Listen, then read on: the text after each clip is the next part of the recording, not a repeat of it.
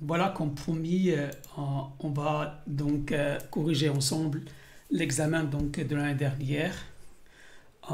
J'ai déjà répondu aux questions pour aller un peu vite, pour donc limiter un peu le temps donc de cette vidéo. Donc la première question, on vous dit donc les micro-organismes chimio-organotrophes jouent un rôle important dans l'écosystème terrestre. Pourquoi? Donc les mots-clés ici, c'est chimio-organotrophes et l'écosystème. Alors les chimio-organotrophes, donc ils dégradent la matière organique donc enlever vers la synthèse de l'énergie. Donc ils utilisent la matière organique comme donneur d'hydrogène et d'électrons. Et en même temps, ils recyclent donc les nutriments comme l'azote, le soufre pour les autres micro-organismes.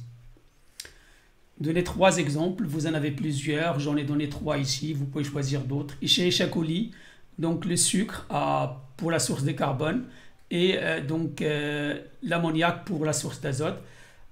Donc vous avez plusieurs choix, sauf que ici vous ne pouvez pas mettre l'azote atmosphérique.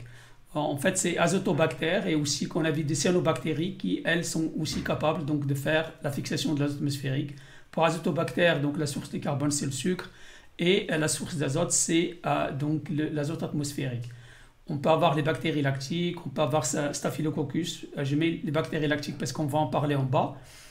Ils ont besoin donc de plusieurs sources de carbone. Et la source d'azote aussi, elle est organique. Donc, c'est des acides aminés. Alors, on vous dit donc qu'après, certaines bactéries assurent des fermentations qui ont été utilisées par l'homme, comme la production de yaourt à partir du lait. Définir la fermentation. Le métabolisme énergétique, c'est le métabolisme énergétique qui utilise un accepteur final des électrons qui est organique et qui est endogène. Organique et endogène, c'est-à-dire qu'il est synthétisé à l'intérieur de la cellule. Expliquer pourquoi l'acide lactique s'accumule dans le milieu de culture des bactéries lactiques. L'acide lactique s'accumule car il résulte du transfert final des électrons sur le périvate. Donc le périvate va accepter les électrons et il va être transformé en lactate. Donc en recevant les électrons, il est rejeté dans le milieu extracellulaire où il s'accumule. Quel est le rôle de la superoxyde d'usmitase? Alors la superoxyde d'usmitase, elle fait partie donc des enzymes de détoxification donc des produits toxiques de l'oxygène. Donc il transforme le superoxyde qui est O2- en peroxyde qui est donc H2O2. Donc on a O2- plus 2H+, ça va donner H2O2 qui est lui aussi toxique. Et là, il va falloir donc l'intervention du peroxydase et de la catalase. A-t-on besoin de les cultiver dans un milieu complètement dépourvu d'oxygène? Expliquez pourquoi non, car ce sont des bactéries qui possèdent les enzymes de détoxification. Donc, ils ont la superoxyde d'usmitase et ils ont aussi des peroxydases. Ces bactéries sont cultivées donc, sur le milieu qu'on appelle MRS, Killmann Rogosa Sharp. Et on vous donne un peu la composition, et on vous dit quel est le principal. Donc, le mot principal ici est important. Donc, principal rôle. Alors pour le peptone, donc ce sont une source organique d'azote. Pour l'extrait de viande, c'est essentiellement des sels minéraux. Pour donc l'extrait de levure, c'est des facteurs de croissance, en particulier des vitamines, certains acides aminés. Le glucose, donc c'est le donneur d'hydrogène et d'électrons. C'est pour ça que la quantité est très importante. Et l'agar, c'est pour solidifier le milieu à température ambiante, pour avoir un milieu solide, donc à température ambiante. Nommer le type trophique par rapport à la source de carbone, sachant que les bactéries lactiques ont absolument besoin de tous les ingrédients précités. Donc ils sont toxotrophes. Ils sont toxotrophes pour plusieurs acides aminés, ils sont aussi oxotrophes pour les vitamines. Ils ne peuvent pas les synthétiser. Donc il faut leur donner ça, ces vitamines et ces acides aminés. C'est pour ça que le milieu de Mann-Rogosa, donc MRS, c'est très complexe. Si on veut faire un milieu sélectif et différentiel, quel serait le rôle des ingrédients qu'on doit rajouter à ce milieu? Donc pour la sélection, on rajoute un produit qui inhibe le développement des micro-organismes compétiteurs des bactéries lactiques. Et pour la différenciation, donc le rôle devrait être un changement donc de pH par exemple, qui est détecté par un indicateur de pH. Par exemple, on peut avoir un sucre comme le lactose et le rouge de phénol comme indicateur coloré. Mais vous avez plusieurs choix. Quel est le rôle des protéines FTS au cours de la division cellulaire? Alors les protéines FTS forment un anneau qui qui est donc initie le septum donc de séparation entre deux cellules en division. Par exemple, dans le cas de la division binaire des bactéries. Alors, la question 3, elle porte sur la croissance. Donc, on vous dit une culture d'Escherichia coli en croissance exponentielle dans un milieu non renouvelé augmente la concentration de 5 10 à la puissance 6 à 5,4 10 à la puissance 9 cellules par millilitre en 5 heures. Et on vous demande de mettre les détails des calculs parce que ça me permet donc des fois de vous donner des notes, des fois vous trompez sur les calculs, donc vous aurez quand même au moins donc, en partie la note si vous donnez les formules.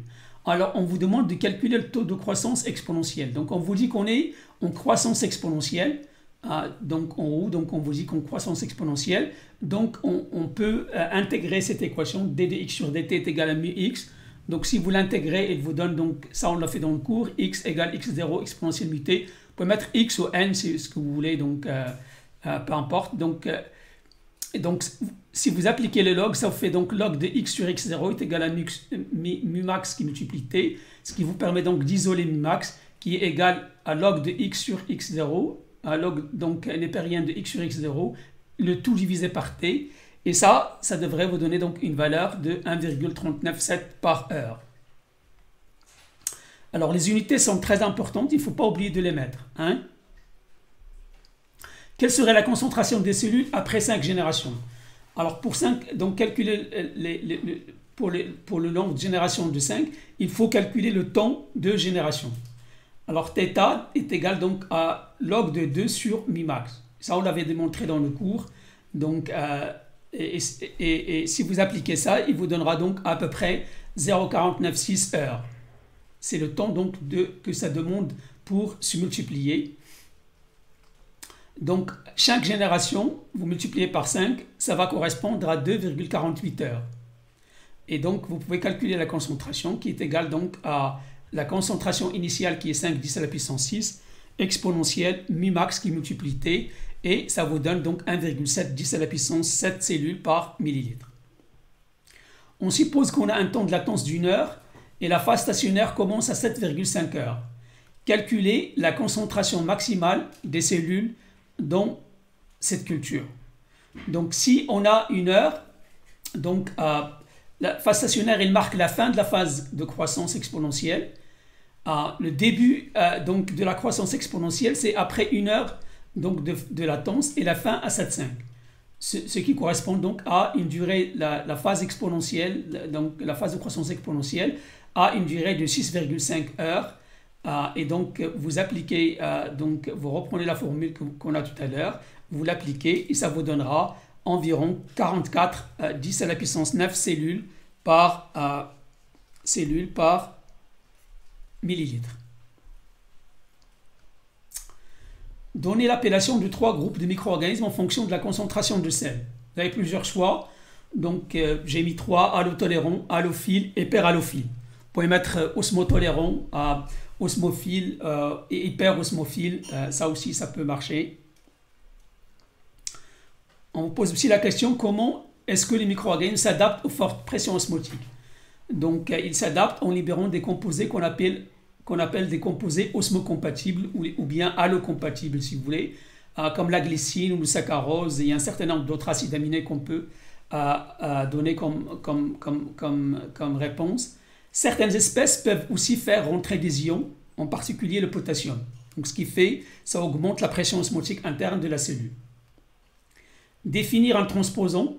Alors un transposant, c'est un fragment de chromosome mobile qui peut changer d'emplacement et donc qui peut provoquer des mutations. Alors on vous dit donc, on étudie la conjugaison.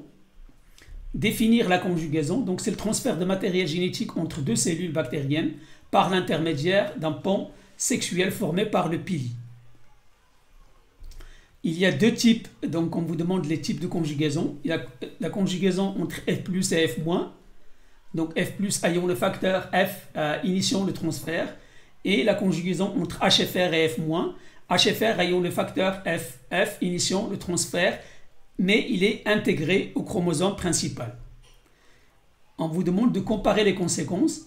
Donc pour chaque cas, pour la conjugaison F+, donc F-, on a transfert essentiellement du facteur F et les gènes qui sont portés sur ce plasmide. Parce que donc en fait le facteur F, c'est un plasmide indépendant du chromosome. Et donc on a le transfert du facteur F et les gènes qui sont liés à ce plasmide. La cellule réceptrice devient F+. Donc ça, il faut le marquer, c'est très important. La conjugaison HFR-F-, le transfert d'une partie du facteur F, ce n'est pas l'entier, donc il faut faire vraiment tout le transfert du chromosome cellulaire pour pouvoir avoir l'ensemble du facteur F. Mais surtout, on a des gènes qui sont portés sur le chromosome qui sont transférés. Et en fonction du temps, la quantité des gènes peut être très importante. Donc, si on laisse très longtemps, donc en principe, théoriquement, on peut avoir le transfert du chromosome, ce qui est pratiquement jamais possible parce que donc il y a toujours des agitations qui font que donc les cellules vont se séparer. À quelle classe de virus appartiennent les rétrovirus? Ils appartiennent à la classe 6, virus à ARN simple brun, mais qui font la transcription reverse. Donc, ils ont la transcription parce qu'il y a d'autres ARN, donc d'autres virus à ARN simple, mais ce qui distingue les rétrovirus, c'est la transcription reverse. Et on va voir ce que c'est que la transcription. Comment se multiplie-t-il en spécifiant l'intervention de ces nucléides? Alors le virus est décapsidé dans le cytoplasme, donc il perd donc sa capside, il porte son enveloppe, etc. Puis il y a synthèse d'ADN double brun par la transcriptase inverse. Donc c'est la transcription reverse par la transcriptase inverse. Il y a ensuite synthèse des structures nécessaires pour former les particules virales, donc l'ARN, la capside, les protéines, les enzymes, etc. Ensuite, les parties sont assemblées pour former les particules virales qui quittent la cellule lysée pour aller donc infecter une nouvelle cellule. Voilà donc comment ça se multiplie. Alors à la fin, on vous demande donc de faire un schéma d'un représentant. Et donc l'année dernière, j'avais donné donc le schéma des VIH. Donc c'est un virus qui est enveloppé, qui a donc une enveloppe lipidique qui vient donc des cellules. Donc c'est des phospholipides. Et il a aussi une matrice protéique qui est juste après l'enveloppe. Et l'ARN, il est à l'intérieur d'une capside protéique, et il y a présence donc de plusieurs enzymes, des protéases en particulier, parce que donc le virus a besoin donc de digérer un certain nombre de protéines donc dans les cellules. Et on a aussi des glycoprotéines qui sont à la surface, qui sont un peu sous forme de fleurs. Voilà donc pour donc la correction de cet examen, et je reste à votre disposition donc pour les questions, donc on pourra les traiter ensemble lors de la prochaine séance. Voilà, merci.